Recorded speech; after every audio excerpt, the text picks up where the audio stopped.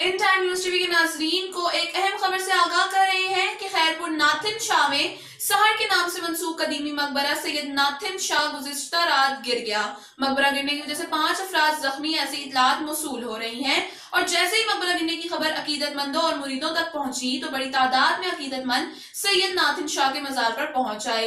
ایک دفعہ پھر اپنے ناظرین کو ایک بڑی خبر سے آگاہ کر رہے ہیں کہ ناتھن شاہ میں سہر کے نام سے منسوب قدیمی مقبرہ سید ناتھن شاہ گزشتہ رات گر گیا اور جیسے ہی یہ خبر مریدوں اور عقیدت مندوں تک پہنچی تو ایک بڑی تعداد عقیدت مندوں کی سید ناتھن شاہ کے مزار پر پہنچ آئی اور حکومت وقت سے جلد از جلد تعمیر کا مطالبہ کر دیا۔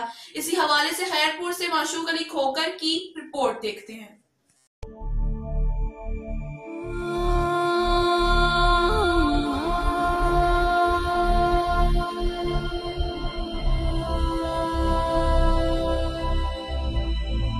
خیرپور ناتھن شاہ شہر کے نام سے منسوب درگاہ سید ناتھن شاہ کی چھت گر گئی۔ زبون علی کے بعد درگاہ کی چھت گرنے سے 5 افراد معمولی زخمی ہو گئے۔ علاقہ مکینوں کے کہنے کے مطابق زبون علی کے بعد درگاہ کی چھت گری، تاہم 50 سال سے درگاہ کا مرمتی کام نہ ہونے سے چھت گرنے کا واقعہ پیش آیا۔